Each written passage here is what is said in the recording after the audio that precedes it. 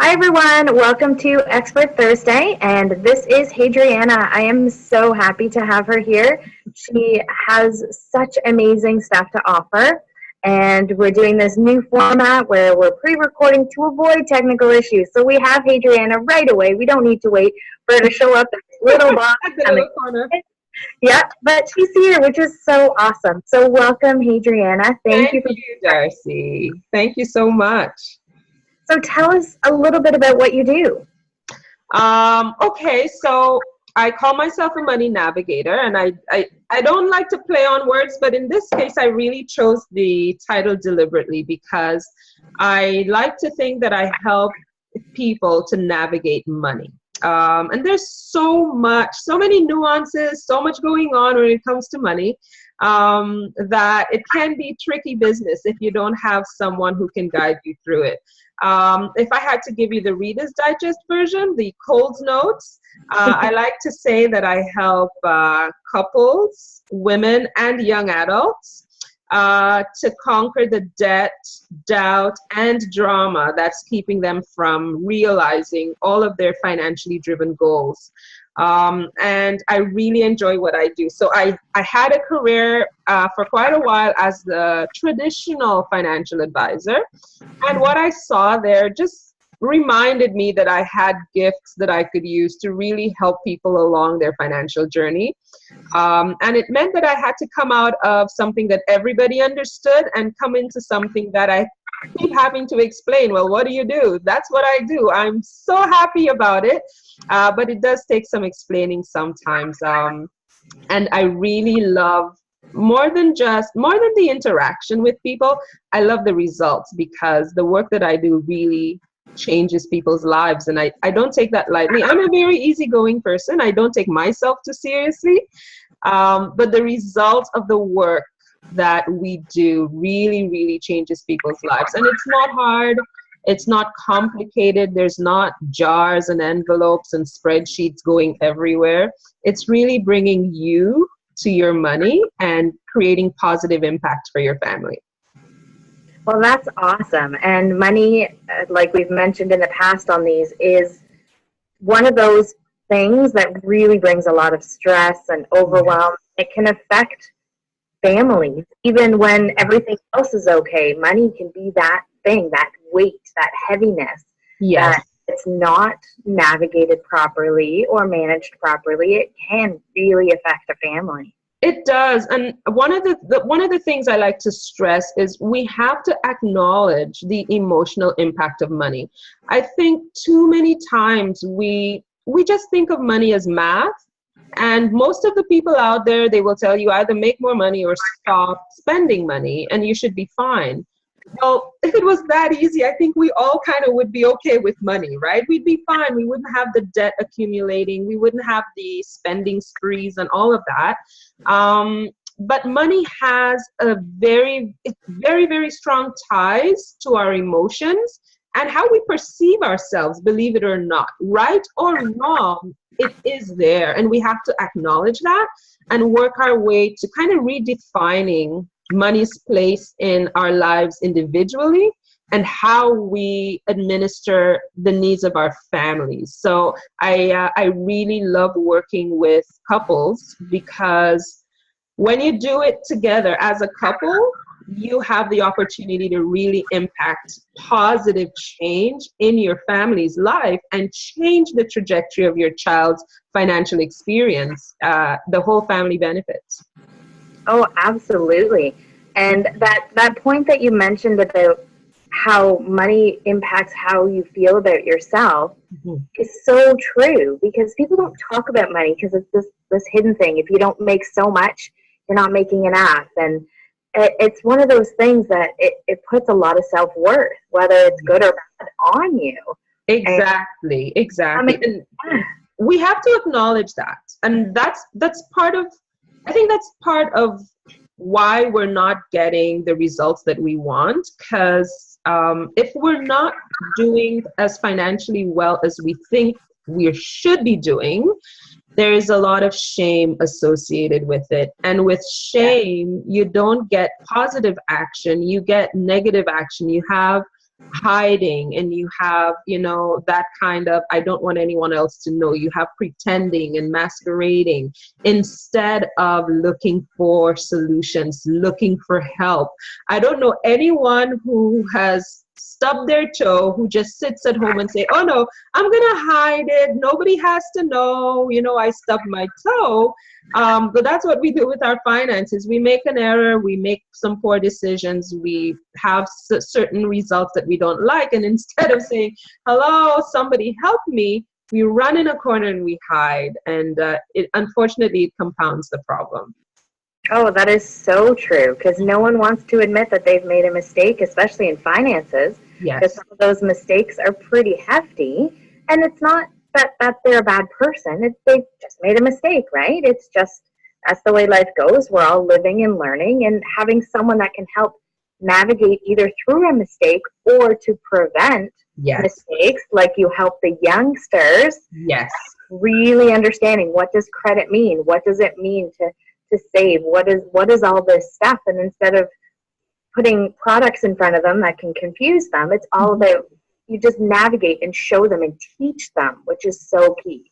Yes, and I think a nurturing approach is much better than a you're a moron approach, because there's no benefit to telling someone that they're an idiot. I know that, and you can nurture someone and still be tough with them, right? So I think my approach is, I will cushion everything with lots of love, but we're dealing with reality, and change has to happen. The work that I do, we use behavioral cash flow planning techniques. So we really look at who you are, which is why I love what you do, Darcy.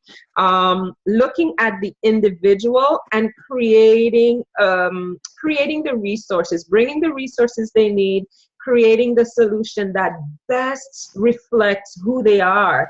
I'm not NLP trained, but I really, really love all the tools within the NLP toolbox, because you're looking at, who am I? How do I respond? What am I bringing to this situation? How am I contributing?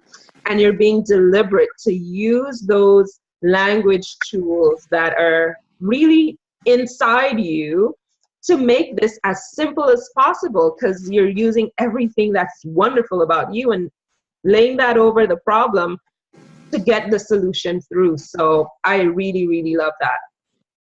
Yeah, and it's so key to really understand who the people are, right? Because one solution that will work for you and your family isn't necessarily going to work for me and my family. That's and right. Not because our finances are different, but just because of who we are and what we do and how we see money, right? How we spend it, how we associate with it, and all of that. So I really love that you do that, and you really understand the couple or the person or the family in general and what their needs are before just saying, yeah, here, fill out a budget, and then this is your expendable income.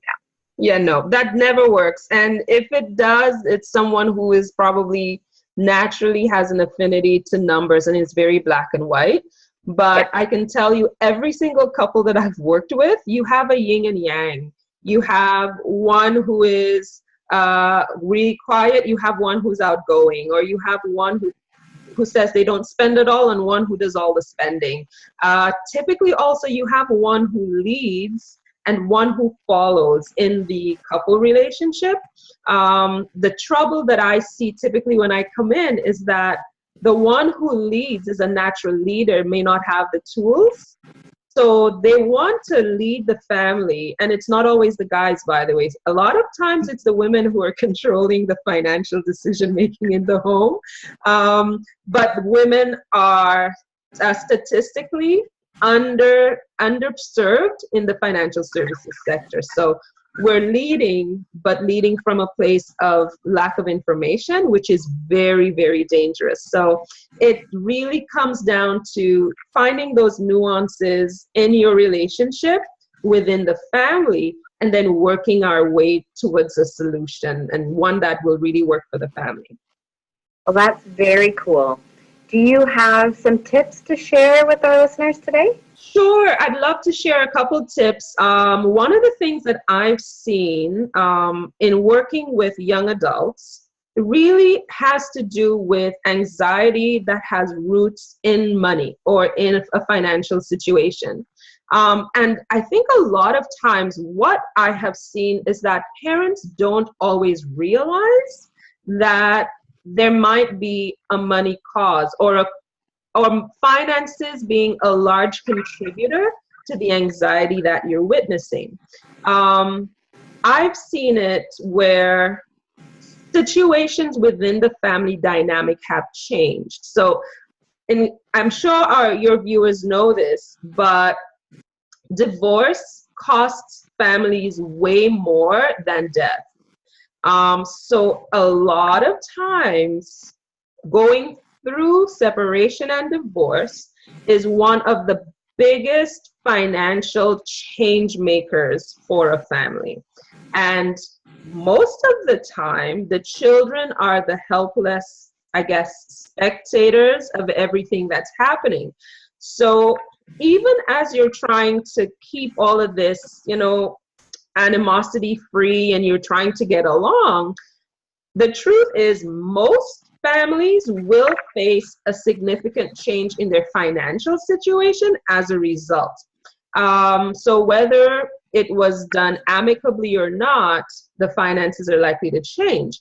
What we're not seeing is that these children are developing some behaviors or manifesting some behaviors that you're not understanding. And I think more parents need to look at the root and see, is that child reacting to a financial adjustment?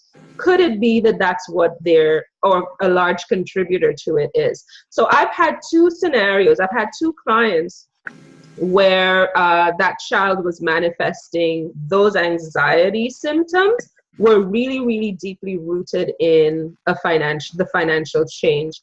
And in one situation, I mean, it was really bad. It was really to the point where it was the client was 19 when we started working together. She's in her 20s now. But she was 19 when we started, and her spending was just out of whack. But it was her spending out of whack. But the anxiety actually came from the fact that the holidays that they used to be able to take, they could no longer take.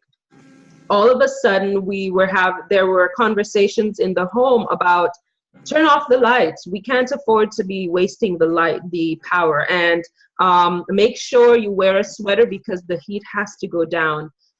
Those kinds of conversations now were commonplace in their home, whereas less than a year before, about a year before, that's not a problem. They vacation twice a year. I mean, they jumped in the car and they just went places, and then some crazy wind blew, and all of a sudden this child is really, really facing a difficult situation. So what happened is the mom actually called me in to work with her, and one of the things we saw is that the anxiety, the change in the financial structure in the home had this child feeling even more out of control than just the change in the relationship. And those kinds of conversations that they're having now were almost compounding the emotional strain of everything else. Because for the last 17, 18 years, this was not a thing. Now all of a sudden it's a thing. So the anxiety was real. And one of the things that came out of that was she really had to look at and take back some control. So in speaking with the mom, one of the things we recommended was give her control somewhere else, because this whole situation is totally out of control. She didn't initiate it. She had nothing to do with it, but it happened. Parents need to give children some measure of control in those situations. So when it comes to the finances being a contributor, even if we just give them $5 that they can spend however they want, whenever they want, no questions asked, it goes a long way, because that child now can say, this is mine. I get to do whatever I want with it. Mommy and daddy don't have to have their thing impact what I do with that money. It's essential to kind of let them have some control. If the finances are so strained that you can't even manage that, then be deliberate in giving them control in another area. So perhaps you can allow them to change their room around. Perhaps you can allow them to, let's talk about the radio, what's playing, or what music are we listening to this weekend. Give them control, because they really have lost control, and we need to let that happen for them. Another thing that we can do is really, really have open dialogue. I think we don't talk money. In our families, we're just not talking money at all. And couples don't talk money to each other, and they're definitely not talking money to their children, which is really, really unfortunate. Have an open dialogue around what that child is going through.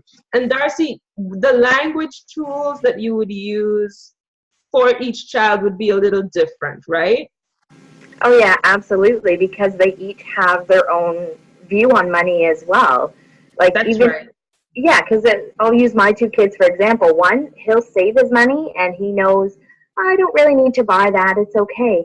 The other one, he loves to buy things for people. So like today, he brought money to school to buy something for a friend.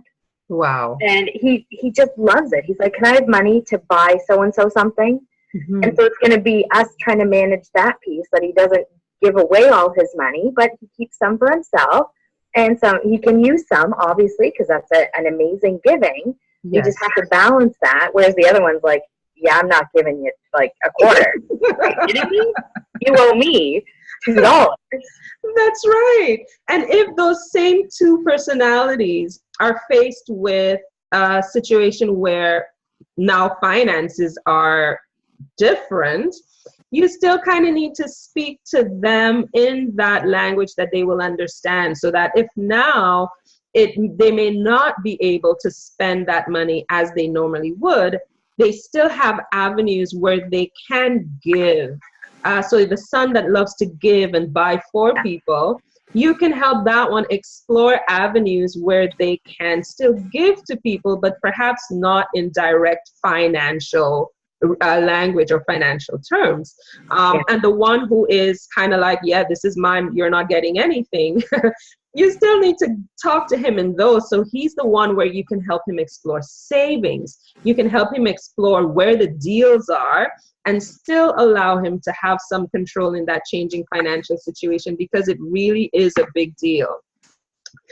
Yeah. And we really need to nurture that in our children. Actually, just today in my Facebook group, I put a question today, what would you do? And I had a scenario about 1.5 years ago with someone that I met, a colleague, well, a fellow entrepreneur. And she has a daughter with a giving heart, but she actually consequenced her daughter for using her money to get things for other people. And I just put the question out there. I haven't put what I said or what I actually did in the comments, because I want people to share, first of all, what would you do? And second of all, what would you say to this person?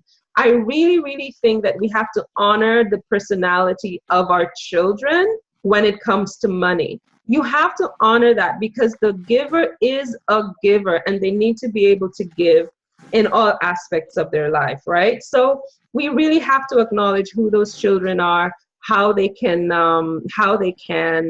look at things, and how they can best bring the best things about them to their use of money as well. And the third tip I want to leave with you is one where you need to be watchful, because a lot of people think that the only financial anxiety response comes when there is a loss in finances. There is actually a very equal response that happens if there is a sudden change on the plus side to money within the family.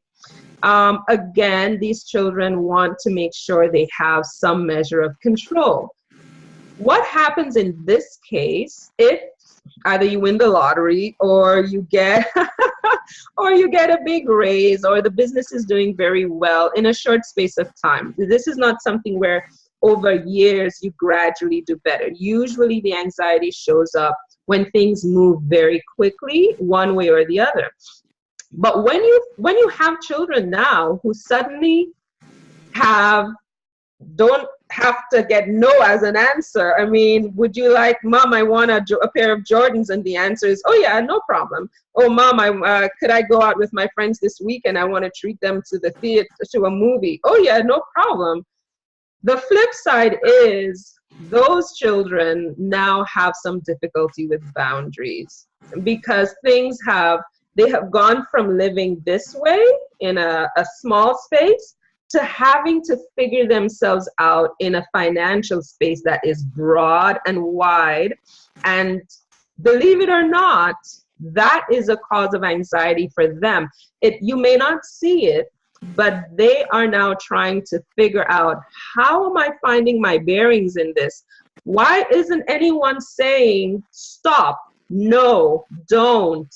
And what do we do with all of this money all of a sudden? I have no clue, because now things that used to be, no, we're not doing it, they are, yes, no problem.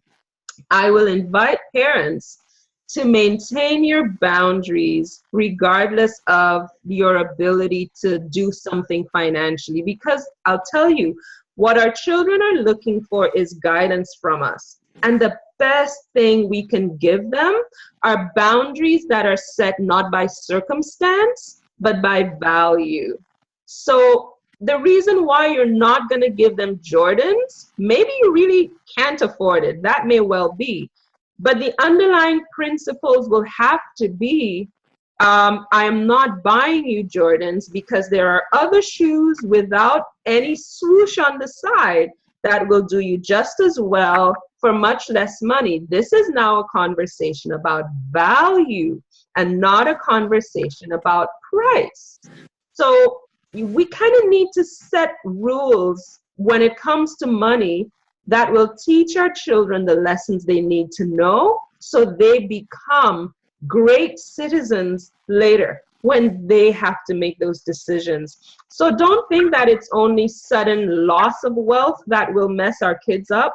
Sudden increases in wealth are just as unstable. The situation is just as out of control for that child, and the family still has to be vigilant so that this generation of entitlement has to end, where children think that because you can, you must. No, that's not going to happen, because there are still lessons that have to be taught. And the children need that stability from us as parents leading the way.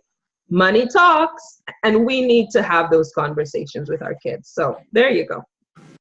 Yeah, that's an awesome tip, because often parents don't think about that, right? They just have all this money coming in, and oh great, we can go out for dinner more often, and we can do this more often, and then again, what happens when that money disappears and it goes back to normal, right? That's right.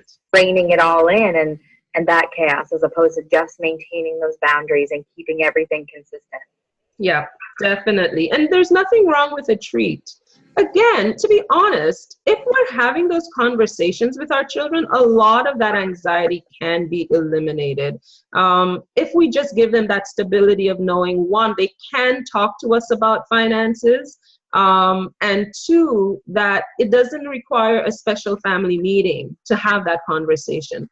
Talk about it. Allow them to have that space where they can operate confidently and know that as parents, we are there for them. It really has nothing to do with how much money. It has more to do with what we're doing, how we're managing, how we're, everything around it. Because the money is just a tool that we get to use, right? So absolutely, yeah.